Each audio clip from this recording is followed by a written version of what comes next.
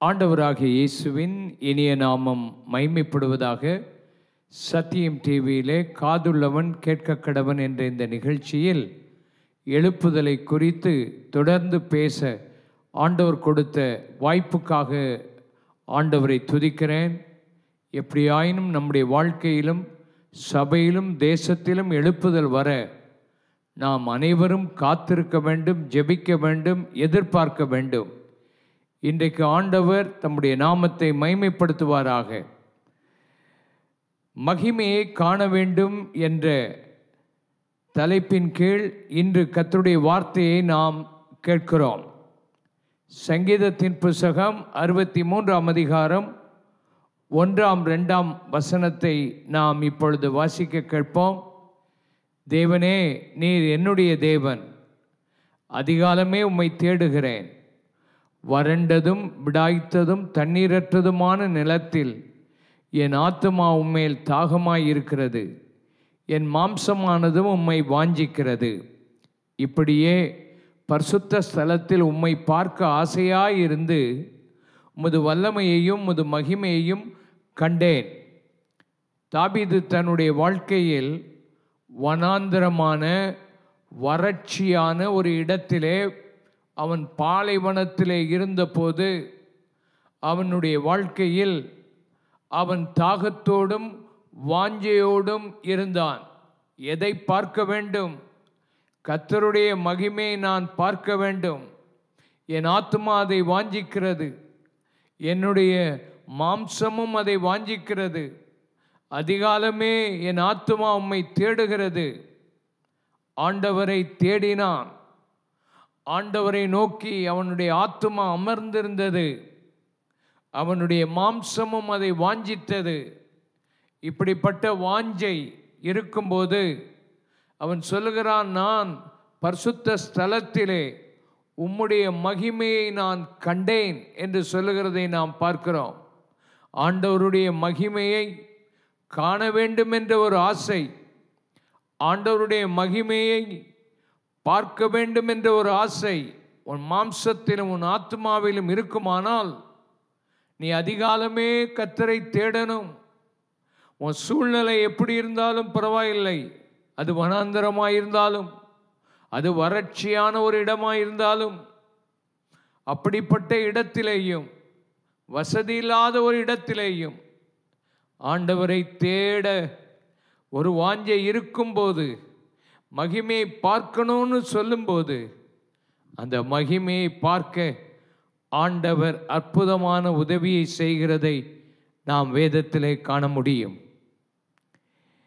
அப்போஸ்தலர் புத்தகம் 7ஆம் அதிகாரம் 2ஆம் வசனத்தை வாசிக்கும் போதும் 55ஆம் வசனத்தை நாம் வாசிக்கும் போதும், ஸ்தேவான், சகோதரரே, பிதாக்களே கேளுங்கள், நம்முடைய பிதாவாகிய ஆபிரகாம் காரனூரிலே குடியிருக்கிறதற்கு முன்னமே மெசொப்பொத்தேமியா நாட்டிலே இருக்கும்போது மகிமையின் தேவன் அவனுக்கு தரிசனமானார் என்று சொல்லுகிறதை பார்க்கிறோம்.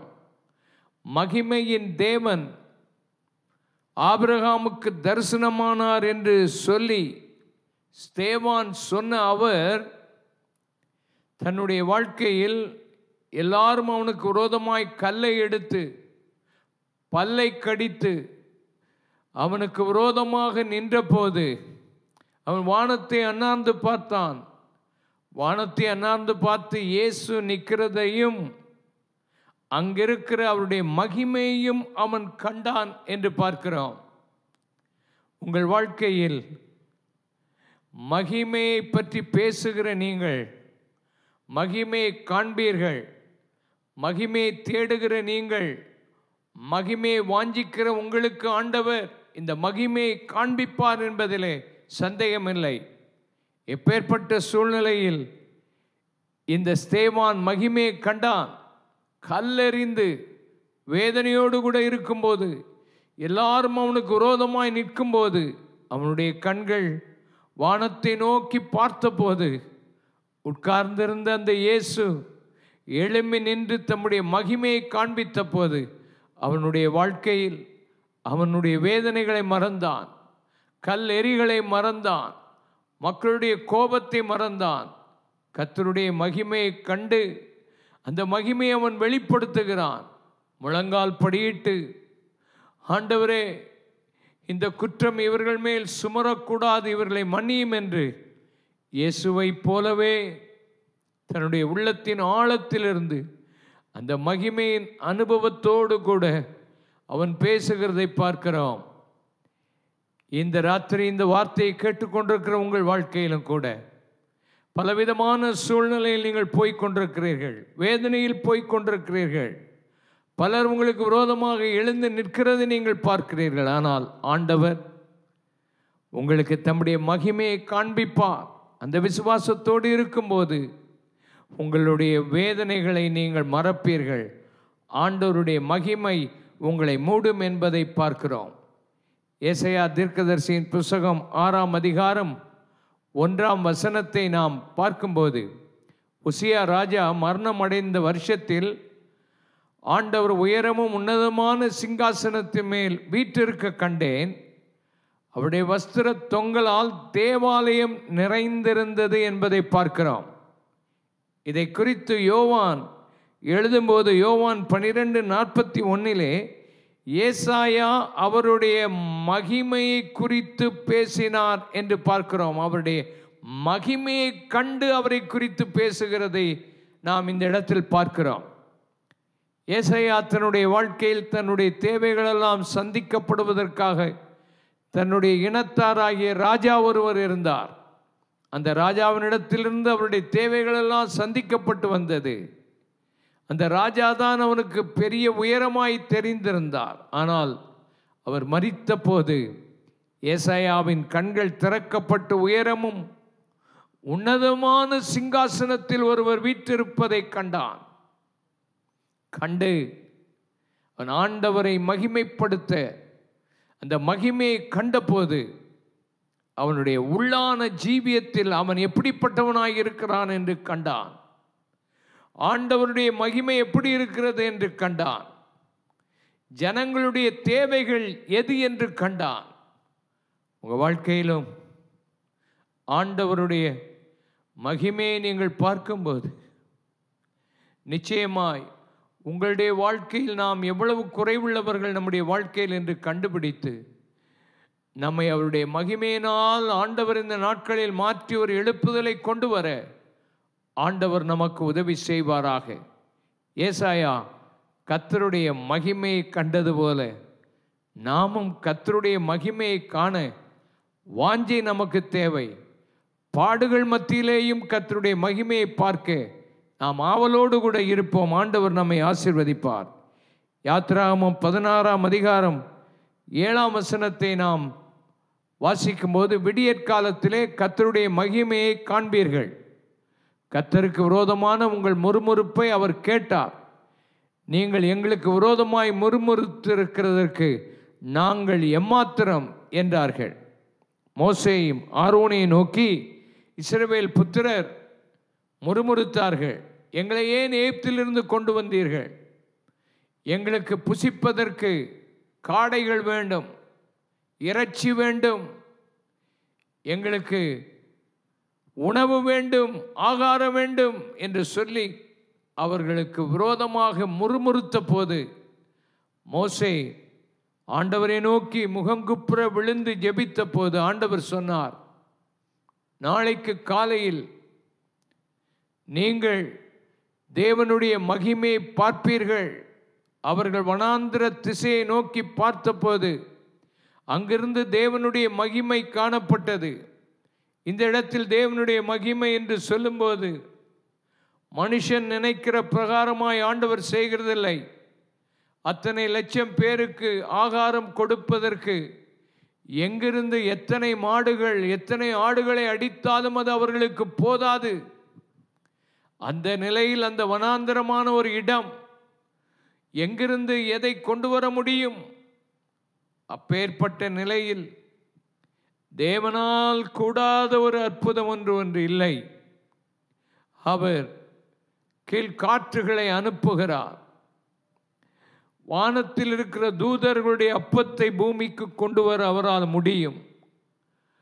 அவர்கள் முறுமுறுத்திருந்தாலும் கர்த்தர் அவருடைய முறுமுறுப்பை கேட்டு தம்முடைய மகிமையை வெளிப்படுத்தி அவர்களுடைய வாழ்க்கையில் அவர்கள் கேட்ட ஆகாரத்துக்கு மேலே அவர்கள் எதிர்பார்த்ததுக்கு மேலாக ஆண்டவர் அவர்களுக்கு ஒரு அற்புதத்தை செய்திருக்கிறார்.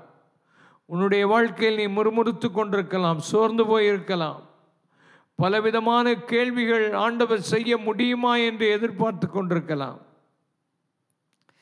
ஆண்டவர் ஆச்சரியமான தம்முடைய மகிமையை உனக்கு காண்பித்து உனக்கு அற்புதங்களை செய்ய அவர் வல்லமை உடையவர் என்பதை மறந்து போகாதே. ஆண்டவர் இன்றைக்கு உங்களுக்கு ஒரு மகிமையை காண்பிக்கத்தான் அவர் விரும்புகிறார்.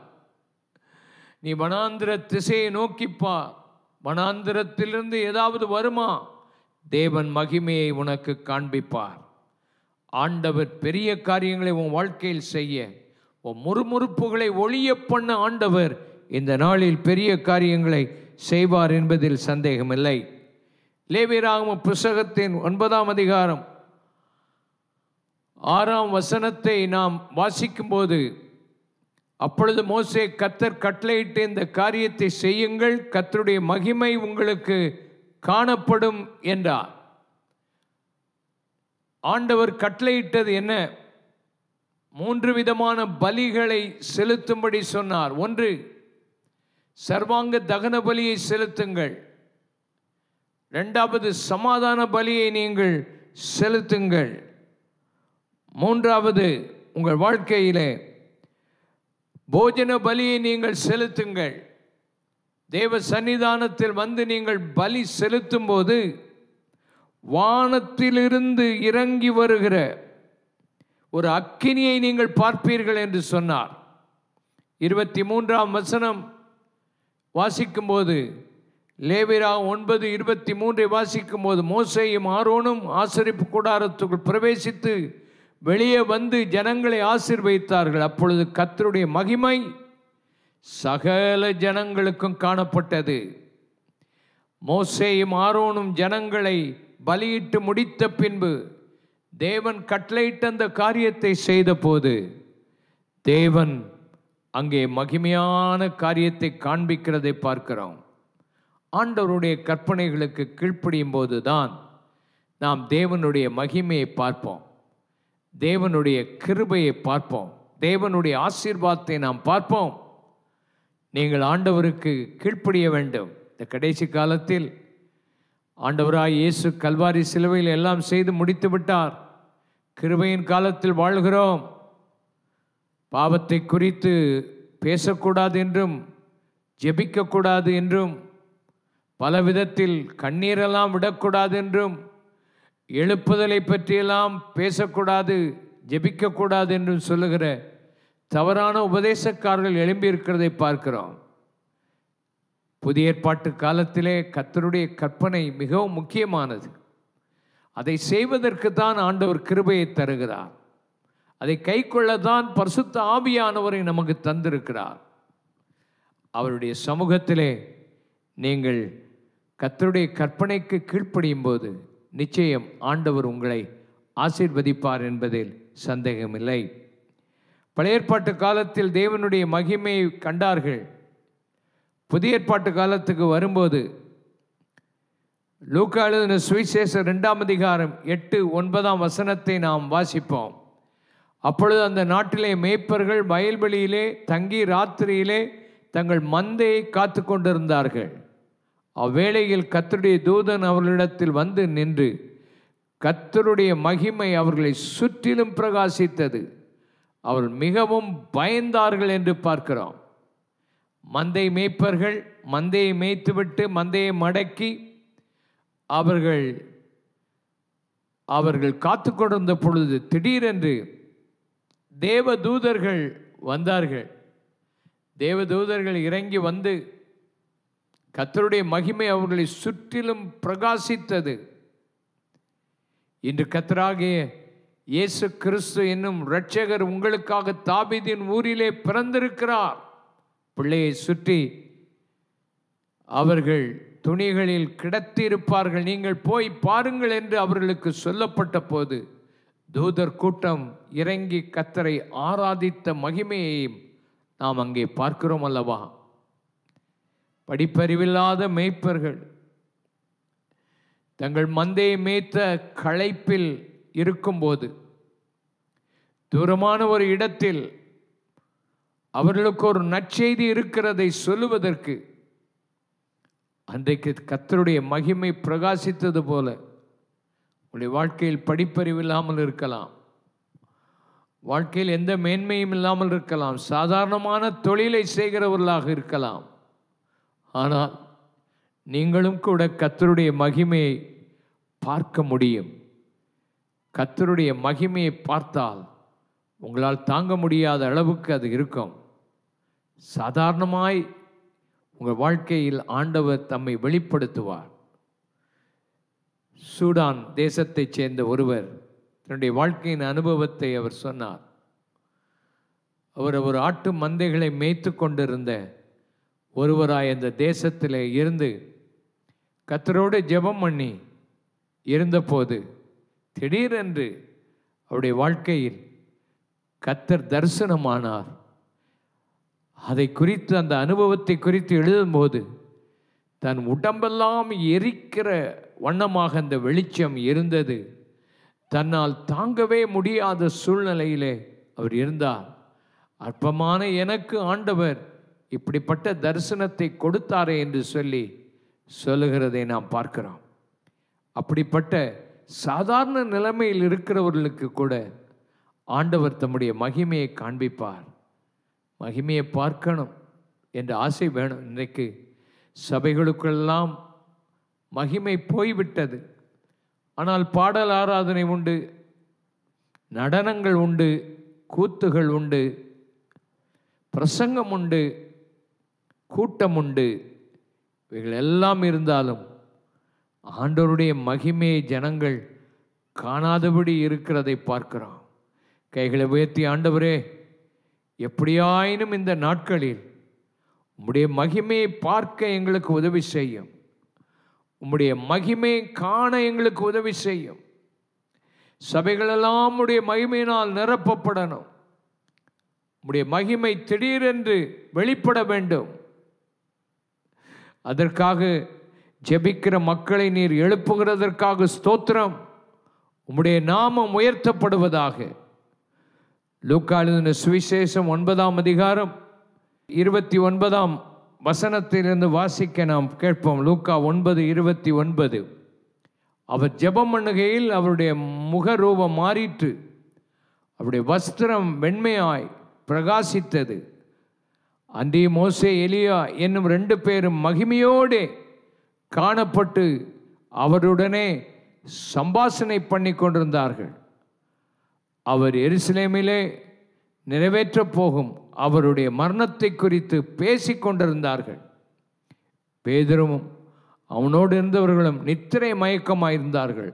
ஆகிலும் அவர் விழித்து அவருடைய மகிமையையும் அவரோடு நின்ற அவ்விரண்டு பேரையுமே கண்டார்கள். பேதுரு, யோவான், யாக்கோபு, இந்த 3 பேரையும் ஆண்டவர் கூட்டிக் கொண்டு போய் மறுரூப மலையிலே மறுரூபமானார். அவருடைய மகிமையை கண்டார்கள். பத்மு தீவிலே அப்போஸ்தலனாகிய யோவான் ஆவிக்குள்ளான போது கர்த்தருடைய மகிமையை கண்டான். செத்தவனைப் போல கீழே விழுந்தான். மறுரூப மலையில் ஆண்டவர் தம்மை வெளிப்படுத்துகிறார். மகிமையோடு வெளிப்பட்டார். அவருடைய முகம் சூரியனைப் போல பிரகாசித்தது. அப்படிப்பட்ட ஒரு மகிமையை அவன் கண்டபோது இவர்கள் எல்லாரும் நித்திரை மயக்கத்தில் இருந்தார்கள். ஆனால் இயேசுவோ மோசே, எலியா என்பவர்களோடு கூட அந்த மகிமையில் இருந்து தாம் மரிக்கப் போகிற மரணத்தை குறித்து சம்பாஷித்து கொண்டிருக்கிறதை பார்க்கிறோம். கிறிஸ்து சிலுவையில் மரிக்கப் போகிற மரணமே மகிமைதான் என்று அவர் பேசுகிறதையும் நீங்கள் காண முடியும். அவர் மகிமை அடையாதபடியினால் பரிசுத்த ஆவியானவர் அருளப்படவில்லை என்று வேதம் சொல்லுகிறது. இயேசு கிறிஸ்துவின் மரணம், அவருடைய உயிர்த்தெழுதல், அவருடைய மறுரூபமான காட்சிகள், இவையெல்லாம் மகிமைதான். இந்த மகிமையை கண்டார்கள். அன்றைக்கு தூங்கிக் கொண்டிருந்த போதும், தாங்கள் பேசுகிறது இன்னதென்று அறியாதிருந்த போதும் ஆண்டவர் தம்முடைய மகிமையை அவர்களுக்கு காண்பித்தார். உங்கள் வாழ்க்கையிலேயும் ஆண்டவருடைய மகிமையை நாம் பார்ப்போம் என்ற அந்த விசுவாசத்தோடு நாம் இருப்போம். கர்த்தாவே, எப்படியாயினும் உம்முடைய மகிமை உம்முடைய ஊழியர்களுக்கும் விசுவாசிகளுக்கும் கடைசி காலத்தில் வெளிப்படுத்த மாட்டீரா? உம்முடைய நாமம் மகிமைப்படுவதாக. அப்போஸ்தலர் நடபடிகளின் புத்தகம் 22ஆம் அதிகாரம் 11ஆம் வசனத்தை நாம் வாசிப்போம். அந்த ஒளியின் மகிமையினாலே நான் பார்வையற்று போனபடியினால் என்னோடு இருந்தவர்கள் கைலாகு கொடுத்து வழி நடத்தப்பட்டு தமஸ்குவுக்கு வந்தேன் என்று சொல்லுகிறதை பார்க்கிறோம். அந்த ஒளியின் மகிமையினாலே சவுல் சந்திக்கப்பட்டு பவுலாய் மாறினார். இந்த நாட்களில் கர்த்தர் அதை செய்ய போகிறார். சவுலை போல கிறிஸ்தவர்களை துன்பப்படுத்தி அவர்களை வேதனைப்படுத்துகிற கூட்டங்கள் பெருகிவிட்டது. ஆனால் கர்த்தருடைய மகிமையின் ஒளி இவர்களெல்லாம் சந்திக்கும். இந்த தேசத்தில் கர்த்தருடைய மகிமை பிரகாசிக்கிற காலங்கள் வந்துவிட்டபடியினாலே அவருடைய நாமம் மகிமைப்பட சவுலை பவுலாக மாற்றி 100க்கு 100 தன்னை அவன் அர்ப்பணித்து அடிக்கடி தேவ சமூகத்தை தரிசித்த, தேவ சத்தத்தை கேட்ட, தேவனுடைய வெளிப்பாடுகளை பெற்றவன், தேவனுடைய மகிமைக்கு போய் வந்தவன், 3ஆம் வானம் வரைக்கும் எடுத்துக்கொள்ளப்பட்ட ஆண்டவருடைய மகிமையின் தரிசனங்களை பெற்றவன்,